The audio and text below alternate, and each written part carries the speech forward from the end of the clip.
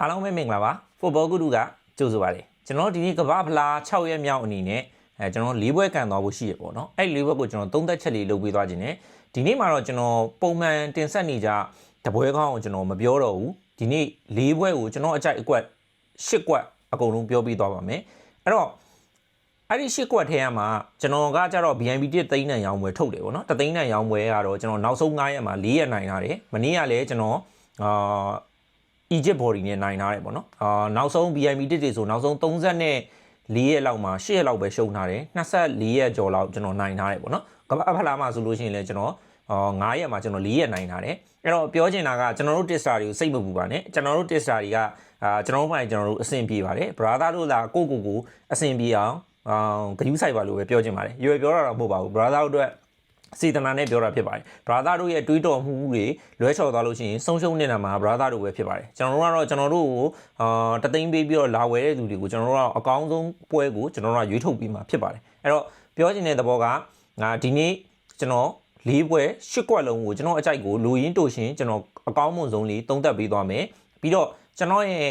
BNB 1သိန်းနဲ့ရောင်းဝယ်ထွက်တယ်ဝယ်ခြင်းလို့ရှိရင်ကျွန်တော်ရဲ့ဘဘနံပါတ်3996626998ဘဘလာပြီးတော့ဝယ်လို့ရတယ်တသိန်းနဲ့ရောင်းဝယ်တွေကကျွန်တော်က9% ယူတာဖြစ်ပါတယ်ရှုံးလို့ရှိရင်တဖုံးဝင်တသိန်းပြန်အမ်းပေးပါတယ်ငွေတော့ကြိုလွှဲပေးရပါတယ်ဒါလေးကိုတော့ပြောချင်ပါတယ်ပြီးတော့ပြား90နဲ့90အထက်နိုင်မှာကျွန်တော်တသိန်းကိုယူတာဖြစ်ပါတယ်တကယ်လို့ပြား90အောက်49ပြားထိနိုင်လို့ရှိရင်တော့မှကျွန်တော်တသိန်းမယူဘူးပြီးတော့ကျွန်တော်တို့ဘလို့ရှုံကျွန်တော်တသိန်းမယူပါဘူးအဲ့တော့ကျွန်တော်ယူတဲ့ပတ်စံတသိန်းကထိုးသားကပြား90နဲ့90အထက်နိုင်မှပဲကျွန်တော်ကတသိန်းကိုယူတာဖြစ်ပါတယ်အဲ့တော့ရှုံးလို့ရှိရင်ကျွန်တော်ကတသိန်းကိုငွေပြန်အမ်းပေးပါတယ်အဲ့ဒါလေးကိုလည်းနားလည်အောင်ပြပြတာဖြစ်ပါတယ်ဒါပေမဲ့အဲ့ဒီမှာတတ်မှတ်ချက်တစ်ခုတော့ရှိပါတယ်ပေါက်ကြီးကကျွန်တော်က3သက်ချက်နဲ့တော့ပေါက်ကြီးကိုပေးတာဖြစ်တယ်အဲ့တော့ပေါက်ကြီးမှာပေါက်ကြီး3သက်ချက်မှာပါတဲ့ပေါက်ကြီးရတာအတီဖြစ်ပါတယ်အဲ့မှာပြား90ဆိုလို့ရှိရင်ပြား90 49ပြားဆိုလို့ရှိရင်49ပြားအဲ့လိုမျိုးအတီတော့ရှိပါတယ်အဲ့တော့ BNB 1သိန်းနဲ့ရောင်းပွဲအကြိုက်ဆုံးပြီးလို့ရှိရင်ကျွန်တော်ဒုတိယအကြိုက်ဆုံးဒီ၈ကွက်ထဲကတပွဲကိုကျွန်တော် free tip အနေနဲ့ Telegram channel မှာဒီညပေးသွားပါမယ်ကျွန်တော်ရဲ့ Telegram channel လေးကို join လာပေးပါ Telegram channel နာမည်က Football Guru 007ဖြစ်ပါတယ်တကယ်လို့ link ရှာမတွေ့ဘူးဆိုလို့ရှိရင် chat box မှာ TikTok chat box မှာဖြစ်ဖြစ်လာတောင်းလိုက်ကျွန်တော်တို့ YouTube တွေ Facebook တွေမှာဆိုလို့ရှိရင်အောက်မှာ pin comment လေးလုပ်ပေးထားတယ်အဲ့ကနေဒီစင်းဝင်လို့ရပါတယ်ကျွန်တော်အကြိုက်ဆုံးတစ်ကွက်BNB tip ပြီးရင်အကြိုက်ဆုံးတစ်ခုကိုကျွန်တော် free tip ပေးသွားပါမယ်အဲ့တော့ဒီညမှာ၄ဘွဲကန်မှုရှိတယ်ဈေးနှုန်းလေးတွေကစင်တူလေးတွေဖြစ်နေတယ်ပထမအစောပွဲက France နဲ့ Senegal ပွဲပေါ့နော်အဲ့ဒီပွဲမှာ France ကတလုံး40ရှုံးပေါက်တယ်ပြီးတော့ဂိုးမောင်းကြီးက3လုံး60ပေါင်းပေါက်တယ်ဒီပွဲမှာ France ရဲ့တလုံး40ရှုံးပေါက်တဲ့ပေါက်ကြီးကိုကျွန်တော်သဘောကျတယ်။ဘာကြောင့်လဲဆိုလို့ရှိရင်စီနီကောလို့အသင်းမျိုးဗျာအာဖရိကရဲ့ချန်ပီယံအသင်းလို့ပြောလို့ရတယ်။ तू ကနောက်ပိုင်းမှာသာချန်ပီယံစီပြန်လွှဲပွဲလဲရတာဆိုပေမဲ့သူ့မှာကစားသမားကောင်းနေရှိတယ်။ဒါပေမဲ့ France ဘက်ကလည်းအမ်ဘာပီတို့အိုလီစီတို့ဒိုရီတို့ဒမ်ဘီလီတို့ရဲ့တိုက်စစ်ကိုဘယ်လိုတားမှာလဲပြီးတော့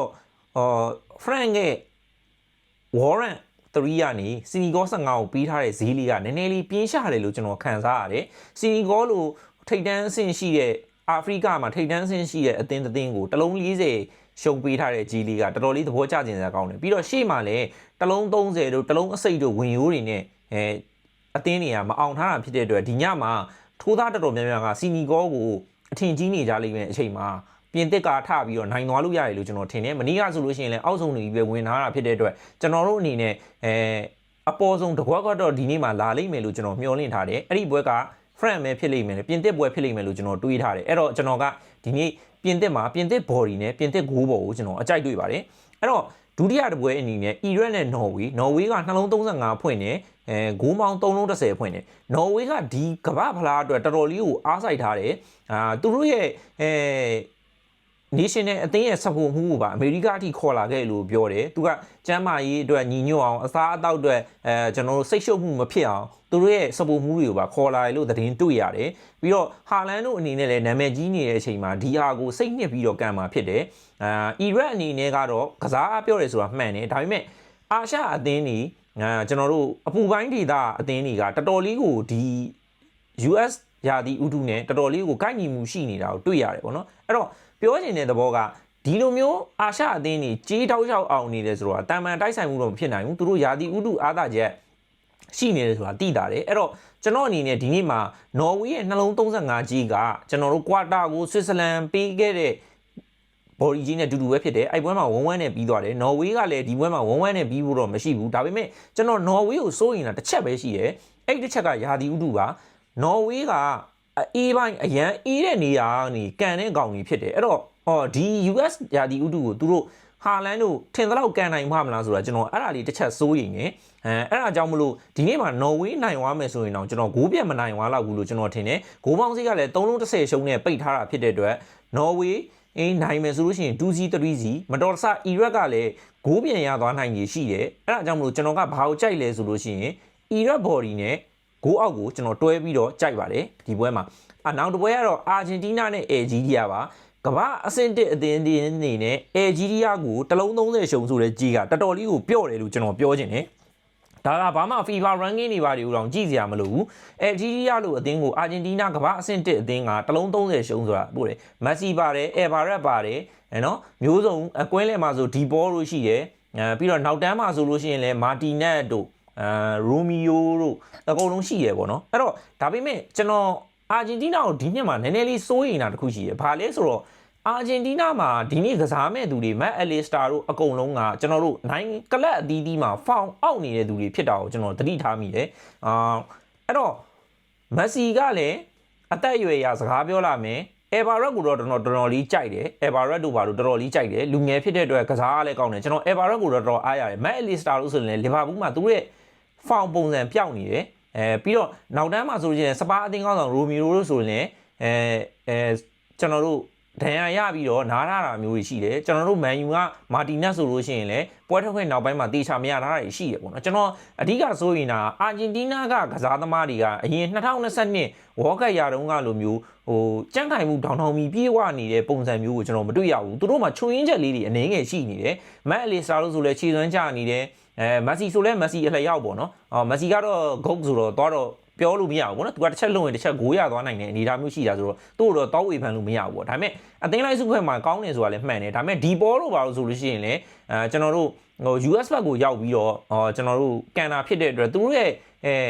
level ကဥရောပအသင်းတွေတက်ဆိုင်တစ်ဆင့်နည်းနည်းလေးနှိမ့်လာတယ်လို့ခံစားရတယ်2022ကထပ်ပေါ့နော်ဒီနှစ်မှာအာဂျင်တီးနားကိုတိတ်ပြီးတော့အားမရဘူးကျွန်တော်အဲ့အလီတစ်ချက်ကိုတော်တော်လေးစိုးရိမ်နေပေါ့နော်ဒါအာဂျင်တီးနားအတွက်ကျွန်တော်ရဲ့ထင်မြင်ဆချက်ကိုအသေးစိတ်ပြောတာဘယ်သူ့မှဗလိမ့်နေတာမဟုတ်ဘူးနော်ဒါသုံးသက်ချက်လုပ်ပေးနေတာဖြစ်ပါတယ်အဲ့တော့ကျွန်တော်က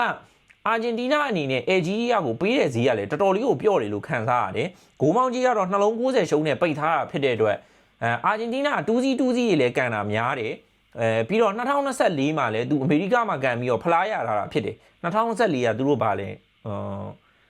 ဲသူတို့တောင်အမေရိကဖလားလားမသိဘူး2024မှာလည်းအာဂျင်တီးနားဖလားရထားတယ်အဲ့တော့သူက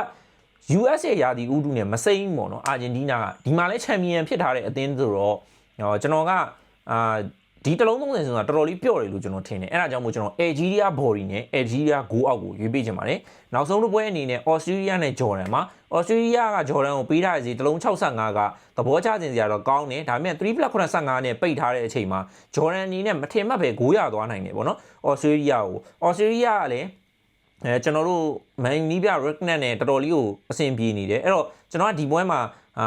ဘာလေးရွေးချင်လဲဆိုလို့ရှိရင်ဂျော်ဒန်ဘော်ဒီနဲ့အော်စတြေးလျဂိုးဘော်လေးကိုတွဲပြီးရွေးချင်ပါတယ်ဂျော်ဒန်တကူရသွားနိုင်တယ်လို့ကျွန်တော်တွေးရတဲ့အတွက်ဖြစ်ပါတယ်အဲ့တော့ကျွန်တော်ရွေးခဲ့တဲ့၈ခွက်လုံးကိုပြန်ပြောပြပါမယ်ပြင်သစ်ဘော်ဒီပြင်သစ်ဂိုးဘော်ဖြစ်ပါတယ်အီရတ်နဲ့နော်ဝေးမှာအီရတ်ဘော်ဒီအီရတ်ဂိုးအောက်ဖြစ်ပါတယ်အာဂျင်တီးနားပွဲမှာအယ်ဂျီးရီးယားအောက်သင်းဘော်ဒီအယ်ဂျီးရီးယားဂိုးအောက်ကိုကြိုက်ပါတယ်အော်စတြေးလျနဲ့ဂျော်ဒန်ပွဲမှာတော့ဂျော်ဒန်ဘော်ဒီနဲ့ဂျော်ဒန်ဂိုးဘော်ကိုကြိုက်ပါတယ်အဲ့တော့BNB တက်သိန်းနဲ့ရောင်းဝယ်ဝယ်ခြင်းလို့ရှိရင်ကျွန်တော်ရဲ့ဘက်ပါနံပါတ်39966269ဘက်မှာလာပြီးတော့ဝယ်လို့ရပါတယ်ရှုံးလို့ရှိရင်တဖူးမသိန်းတန်ပေးပါတယ် Telegram Channel Football Guru 007ဆိုတဲ့ channel လေးကို join ထားပါကျွန်တော် BNB တက်ရွေးထားတဲ့ပွဲပြီးရင်ဒုတိယအကြိုက်ဆုံးပွဲကိုကျွန်တော် free တက်အနေနဲ့ Telegram Channel မှာတင်ပေးထားပါမယ်အားလုံးကျေးဇူးတင်ပါတယ် Football Guru ဖြစ်ခေါ်ပါတယ်အဆင်ပြေကြပါစေအားလုံးပဲနိုင်ကြပါစေလို့ဆုတောင်းပေးလိုက်ပါတယ်